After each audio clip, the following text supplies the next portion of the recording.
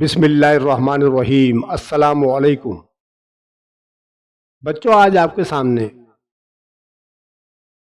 एक नया सिलसिला शुरू किया जा रहा है फर्स्ट ईयर ऑल ग्रुप्स के लिए। तो आज का जो मेरा लेक्चर होगा वो असदुल्लाह खान गालिब के बारे में होगा। उनके अशआर की तशरीह मैं आपके सामने पेश कर रहा हूँ, आप इसको वॉच करें।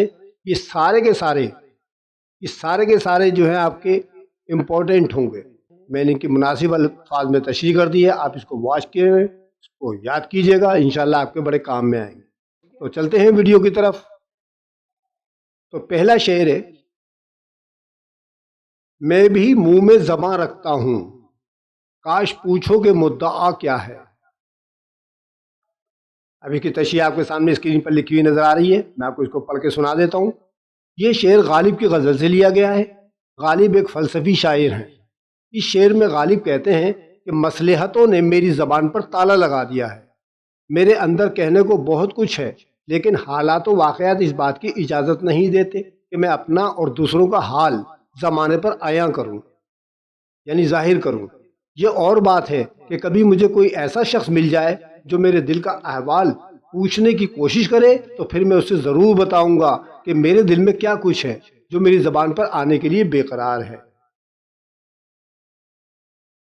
अब आपके सामने शेर नंबर 2 हाजिर है। दिले नादां तुझे हुआ क्या है, आखिर इस दर्द की दवा क्या है।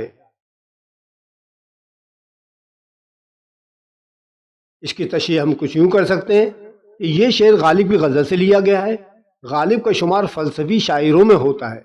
इस शेर में गालिब ने उर्दू की एक सिफत तिजाहिल आरफाना से बेहतरीन काम लिया है। तिजाहिल आरफाना का मतलब क्या होता है? इसका मतलब ये होता है जानबूझकर अनजान बन जाना। ठीक है, उर्दू शायरी में तिजाहिल आरफाना से मुराद ये है कि जानबूझकर अनजान बन जाना।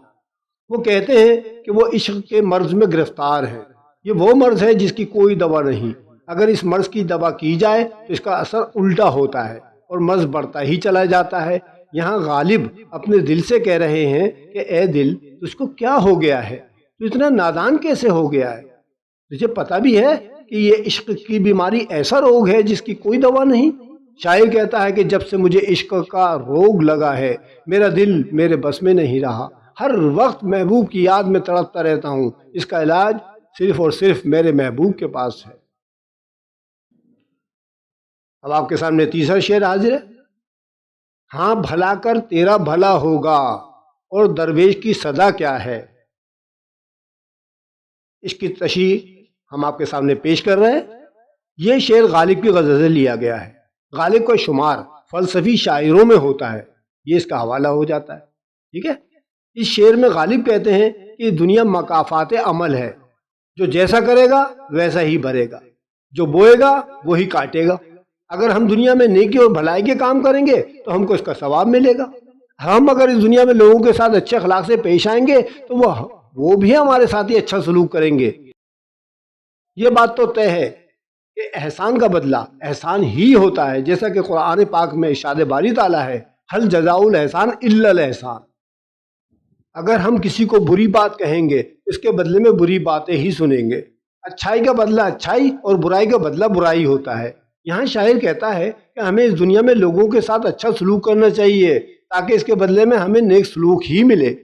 हमें चाहिए कि हम अपनी ज़िंदगी अच्छे अखलाक के साथ गुजारें और लोगों को कोई तकलीफ ना दें। अब स्क्रीन पर अगला शेर नजर आ रहा है आपको। दिल ही तो है न संगो खश्त, दर्द से बर न आए क्यों, रोएंगे हम हजार बार, कोई हमें सताए क्यों। ये शेर गालिब की गज़ल से लिया गया है। गालिब का शुमार फ़लसफ़ी शायरों में होता है। गालिब इस शेर में कहते हैं कि वो एक हसास दिल के मालिक हैं। अगर कोई इनको अच्छी बुरी बातें कहता भी है तो इनका दिल बड़ा मुतासिर होता है। इनका दिल दूसरे इंसानों की तरह गोश्त पोश्त का एक लोथड़ा है, लेकिन दूसरे लोगों के मुकाबले में बहुत ज़्यादा हसास है। इनका दिल कोई पत्थर नहीं है, इसलिए जब इनके साथ नारवा सलूक किया जाता है तो वो तड़प उठता है। इनको अपनी इज्जत और एहतराम बहुत ही अजीज है। वो हर बात जो इनको नागवार गुजरे वो इसको बहुत महसूस करते हैं, और इससे इनका दिल एहतजाज भी करता है। जब दुनिया के लोग इनको सताते हैं तो इनका दिल रोता है اور وہ انسان ہے، کوئی پتھر نہیں ہے۔ قید حیات و بند، غم اصل میں دونوں ایک ہیں۔ موت سے پہلے آدمی غم سے نجات پائے کیوں؟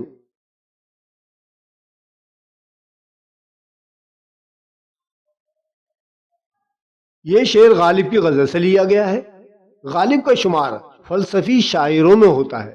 اس شعر میں غالب کہتے ہیں کہ ہر انسان کی زندگی میں تکالیف، پریشانیاں، غم و الم ضرور آتے ہیں اور یہی ہماری آزمائش ہے، لیکن ان پر صبر کرنا چاہیے۔ ہماری زندگی ان چیزوں سے عبارت ہے۔ انسان کے اپنے اختیار میں نہیں ہے کہ وہ ان تمام تکالیف کو کم کر سکے۔ بہت سے لوگ ان غموں اور پریشانیوں سے تنگ آ کر دنیا ہی چھوڑ دیتے ہیں، یعنی خودکشی کر لیتے ہیں۔